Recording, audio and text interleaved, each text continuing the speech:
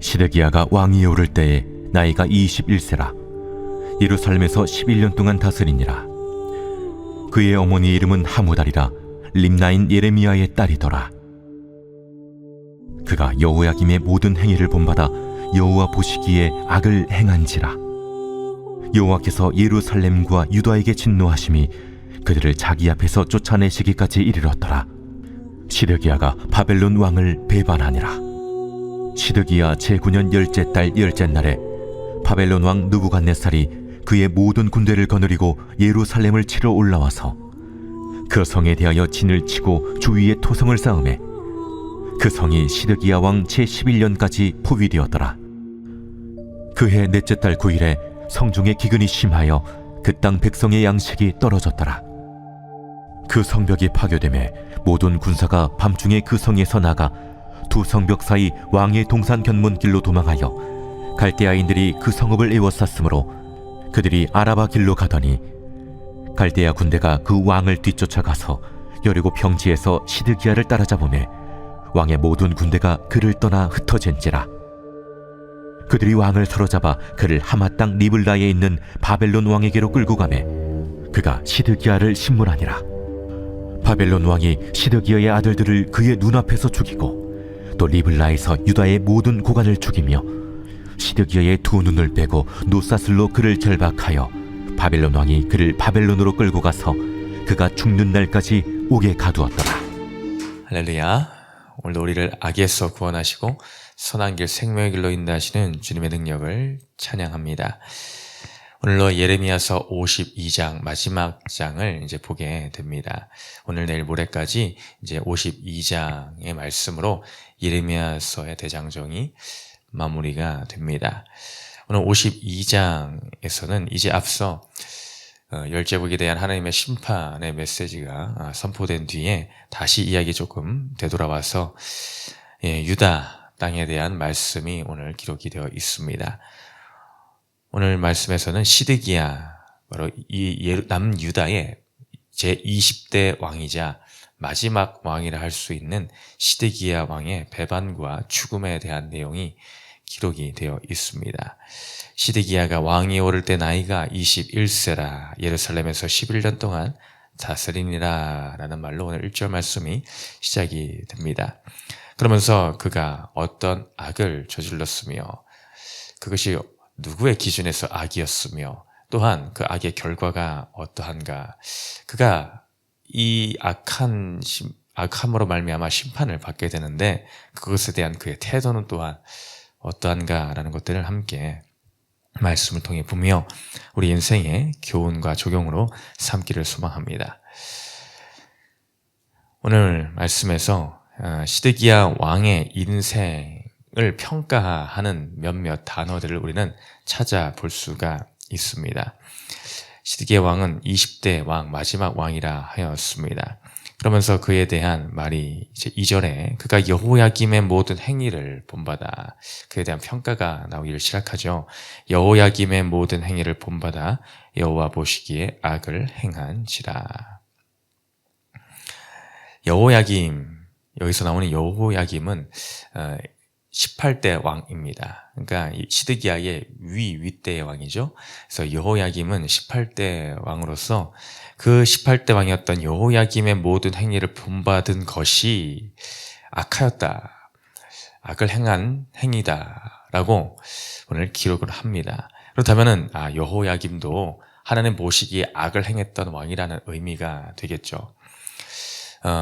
성경에서 이 남유다 북이스라엘의 왕들을 기록하면서 평가가 두 가지로 갈리는 것입니다. 한 부류는 오늘과 같이 여호와 보시기에 악을 행한 부류의 왕들이며, 또 하나의 부류로서 등장하는 표현은 여호와 보시기에 정직하게 행하였다라는 왕들입니다. 여호와 보시기에 정직하게 행하였던 대표적인 왕들로는 히스기야 왕이라든지 요시야 왕이라든지 또 많은 사람들의 칭찬을 듣고 있는 다윗 왕이 있습니다. 다윗 왕에 대한 평가는 이렇습니다. 다윗이 밧세바의 일 외에는 그의 일생에 하나님 보시기에 정직하게 행하였다라는 식으로 기록이 되어 있습니다. 이 하나님 보시기에 정직하게 행한 왕들이 있는 반면에 오늘 악을 행한 왕들의 대표 주자로서는 누가 있겠습니까? 아합 왕이라든지 또 북이스라엘의 초대 왕이라고 할 수 있는 여로보암 왕이라든지 또 오늘 기록이 되어 있는 여호야김 왕, 또 그 길을 쫓은 오늘 시드기야 왕이라 할 수가 있겠습니다. 아합 왕들은 유명하니까 바알과 아스라를 잘 섬기지 않았습니까? 대표적인 주자였죠. 또 이 여호야김 왕은 그럼 무엇 때문에 악하다, 28대 왕은 악하다 기록이 되었는가? 우리는 앞서 예레미야 큐티를 하면서 그의 악행의 대표적인 모습을 하나 꼽을 수가 있습니다. 그러니까 하나님의 말씀, 예레미야가 적은 그 하나님의 그 말씀을 대언하여 그것이 낭독되어질 그때에 그 여호야김 왕은 어떤 태도를 취하였는가? 그가 때마침 겨울 궁전에서 추워서 화롯불에 불을 피우고 있었지 않았습니까? 그때에 그 화롯불 옆에서 불을 쬐고 있을 그때에 한편에서는 여호와의 말씀을 두루마리를 낭독을 하고 있었는데 그 낭독된 말씀이 한 구절, 두 구절, 세 구절 지나 그가 칼을 빼어 그것을 베지를 않았습니까? 그리고 그 즉시 그 말씀을 화롯불에 불태워 버리는 악행을 저질렀던 것이 바로 이 여호야김 왕이었습니다. 바로 그것과 같은 악을 행한 왕이 오늘 시드기야더라. 그도 하나님의 말씀에 순종이라고는 찾아볼 수 없는 인생을 살아왔다. 그것도 무려 그가 제위했던 11년 동안, 그 기간 동안에 그는 여호와 보시기에 악을 행하였고 그 결과 그 진노하심이 오늘 3절에 어떻게 되는가? 그들을 자기 앞에서 쫓아내시기까지 이르렀더라. 하나님 앞에서 쫓아내기까지 그의 진노하심이 계속 반복되고 또 반복되므로 그 반복되는 죄의 악으로 말미암아 이제 쫓아냄을 당하는 처지에까지 이르게 되었다. 결국에는 그 예언대로 그 악으로 말미암아 이제 너희가 바벨론 왕을 섬기게 된다라는 그런 쫓김을 받는 신세가 되고 말았다는 것입니다. 우리 중요한 것은 무엇이겠습니까? 그가 어떤 면에서 악이라 평가를 받았느냐라는 것입니다. 우리는 세상적인 기준의 평가와 다르게 평가가 이루어져야 됩니다. 많은 열국의 왕들이 또 있지는 않습니까?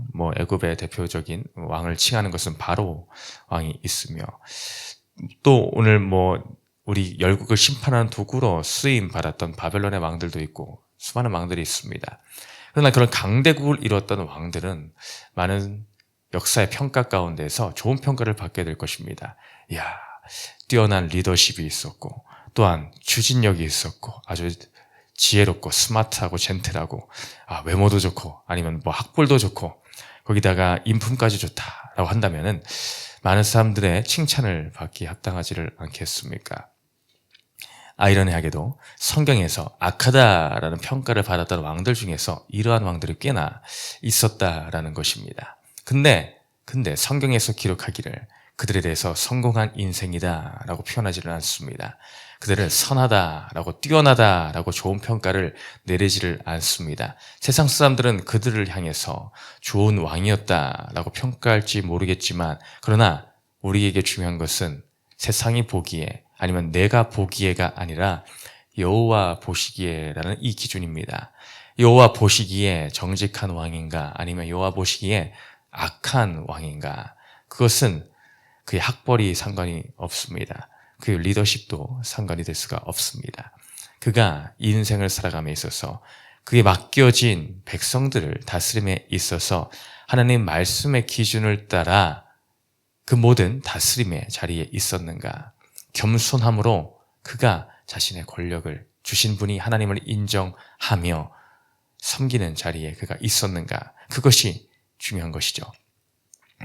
우리의 인생에서도 마찬가지입니다. 우리는 어떤 사람들의 보기에 아니면 나의 후손이 보기에 나는 이러이러한 자라라고 칭찬을 받고 싶은 생각이 많이 들 것입니다. 물론 그것도 중요할지 모르겠습니다. 그러나 그 전에 선행되어야 될 것, 먼저 최우선의 기준으로 삼아야 될 것은 내가 바로 하나님 보시기에, 여호와 보시기에 어떠한가라는 그것입니다.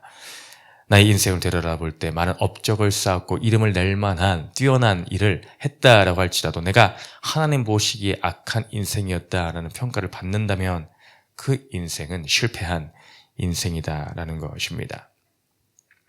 나의 지난 과거에 서로의 지금까지 달려온 우리의 인생의 연수가 각각 다릅니다. 제각기 주어진 나의 인생의 30, 40, 50, 60년의 모든 인생들을 되돌아볼 때에 그 인생 가운데 여호와 보시기에 이러이러하다라고 할 그때에 과연 우리의 인생에는 무엇이 들어갈 수가 있을까?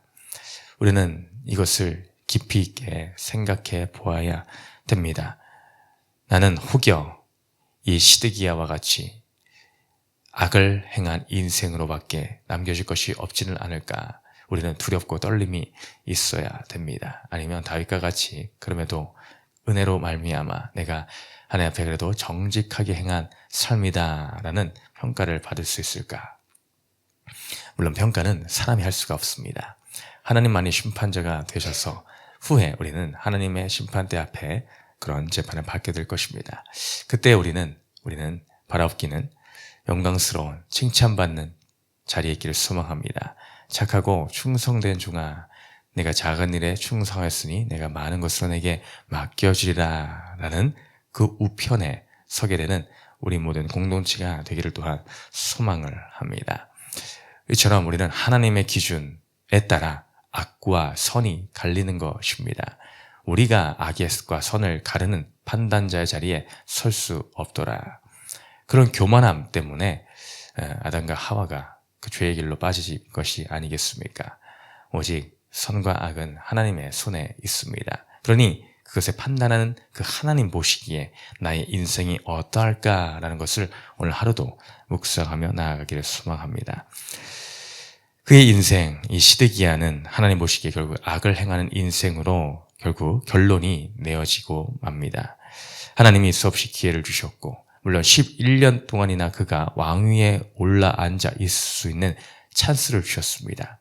한마디로 11년의 기회가 있었다라는 것입니다. 그럼에도 그는 선으로 돌이킬 생각이 없이 악으로 달려가 결국에는 버림을 당하는 비참한 처지를 맞이하게 됩니다.